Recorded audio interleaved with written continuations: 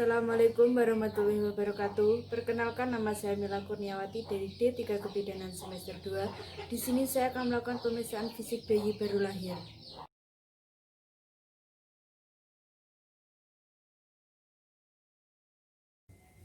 Pemeriksaan fisik kepala bayi. Yang pertama, raba sepanjang garis sutura dan fontanel, apakah ukuran dan tampilannya normal. Yang kedua, periksa adanya trauma kelahiran, misalnya caput suksedaneum, sefal hematoma, pendarahan subopneurotik atau fraktur tulang tengkorak. Yang ketiga, perhatikan adanya kelainan kongenital seperti anensefali, mikrosefali, dan sebagainya.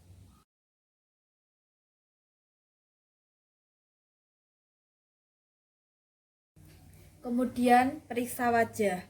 Wajah harus tampak simetris. Terkadang wajah bayi tampak asimetris. Hal ini dikarenakan posisi bayi di intrauteri. Perhatikan kelainan wajah yang khas seperti sindrom Down atau sindrom Pierre-Robin. Perhatikan juga kelainan wajah akibat trauma seperti laserasi.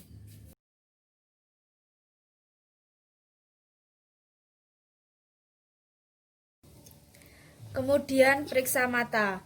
Goyangkan kepala bayi secara perlahan supaya mata bayi terbuka. Periksa jumlah mata. Untuk jumlah mata bayi ada 2. Kemudian posisi dan juga letak mata. Periksa adanya strabismus, yaitu koordinasi mata yang belum sempurna. Periksa adanya glaukoma kongenital, mulanya akan tampak sebagai perbesaran, kemudian sebagai kekeruhan pada kornea.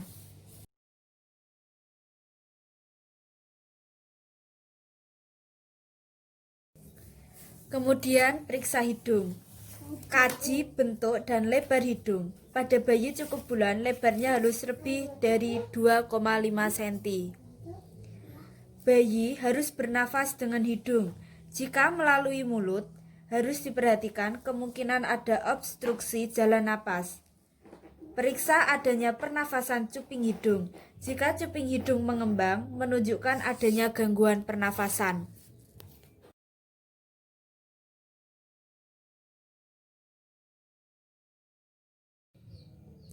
Kemudian mulut. Perhatikan mulut bayi. Bibir harus berbentuk dan simetris. Ketidaksimetrisan bibir dapat menunjukkan adanya palsi wajah. Mulut yang kecil menunjukkan mikroganetia. Kemudian periksa adanya bibir sumbing. Periksa juga lidah, apakah membesar atau sering bergerak. Bayi dengan edema otak atau tekanan intrakranial meninggi seringkali lidahnya keluar masuk atau tanda foot.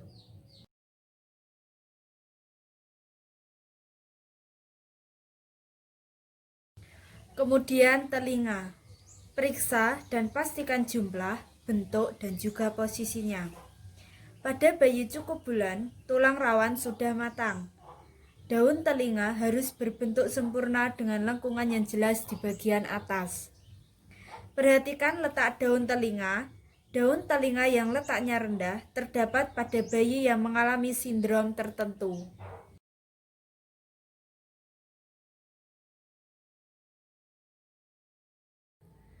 Kemudian periksa klavikula.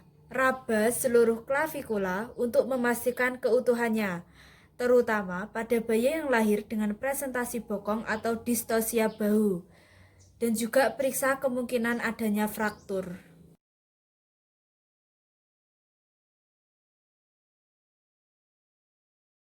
Selanjutnya periksa leher. Leher bayi biasanya pendek dan harus diperiksa kesimetrisannya.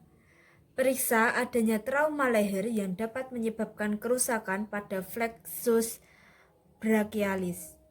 Lakukan perabaan untuk mengidentifikasi adanya pembekakan, periksa adanya perbesaran kelenjar tiroid, dan juga vena jugularis.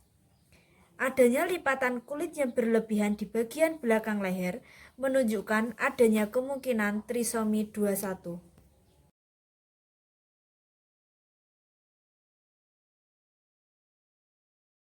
Selanjutnya, periksa tangan. Kedua lengan harus sama panjang. Periksa lengan dengan cara meluruskan kedua lengan ke bawah. Kedua lengan harus bergerak bebas. Jika gerakan kurang, kemungkinan adanya kerusakan neurologis atau fraktur. Periksa jumlah jari. Perhatikan adanya polidaktil atau sidaktil. Umumnya jumlah jari ada 10. Telapak tangan harus dapat terbuka. Garis tangan yang hanya satu buah berkaitan dengan abnormalitas kromosom. Perhatikan adanya pronisia pada kuku yang dapat terinfeksi atau tercabut sehingga menimbulkan luka dan pendarahan.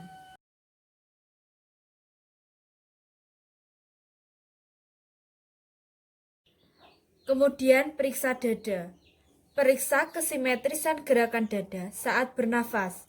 Apabila tidak simetris, kemungkinan bayi mengalami pneumotoraks, paresis diafragma, atau hernia diafragmatika. Pada bayi cukup bulan, puting susu sudah terbentuk dengan baik atau tampak simetris. Payudara dapat nampak membesar, tetapi ini normal.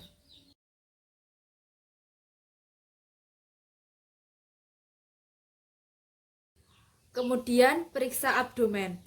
Abdomen harus tampak bulat dan bergerak secara bersamaan dengan gerakan dada pada saat bernafas. Kaji adanya pembekakan atau tidak.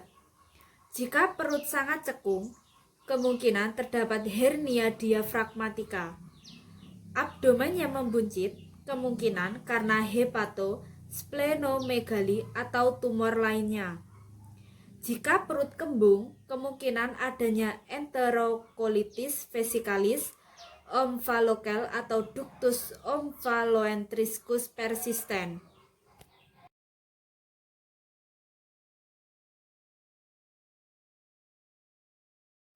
Kemudian periksa genitalia. Pada bayi laki-laki, panjang penis 3-4 cm dan lebar 1-1,3 cm. Periksa posisi lubang uretra. Periksa adanya hipospadia dan epispadia. Skrotum harus dipalpasi untuk memastikan jumlah testis ada 2. Kemudian pada bayi perempuan cukup bulan, labia mayora menutupi labia minora. Lubang uretra terpisah dengan lubang vagina. Terkadang tampak adanya sekret yang berdarah dari vagina.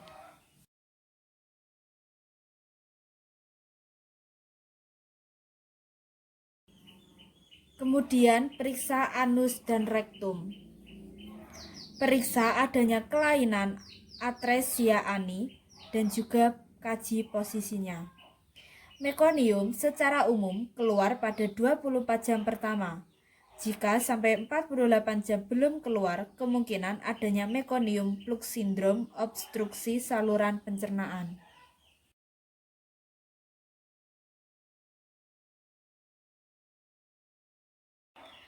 Kemudian periksa tungkai. Periksa kesimetrisan tungkai dan kaki.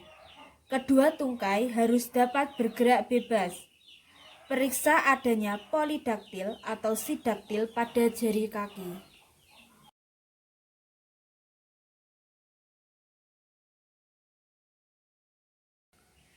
Kemudian periksa spinal. Periksa spinal dengan cara menelungkupkan bayi. Cari adanya tanda-tanda abnormalitas seperti spina bifida, pembekakan, lesung, atau bercak kecil berambut yang dapat menunjukkan adanya abnormalitas medula spinalis atau kolumna vertebra.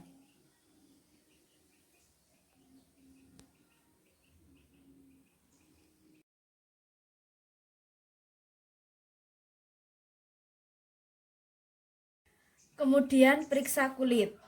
Perhatikan kondisi kulit bayi.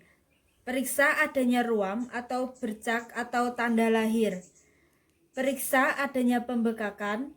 Perhatikan adanya vernik caseosa. Perhatikan adanya lanugo, jumplah yang banyak terdapat pada bayi kurang bulan.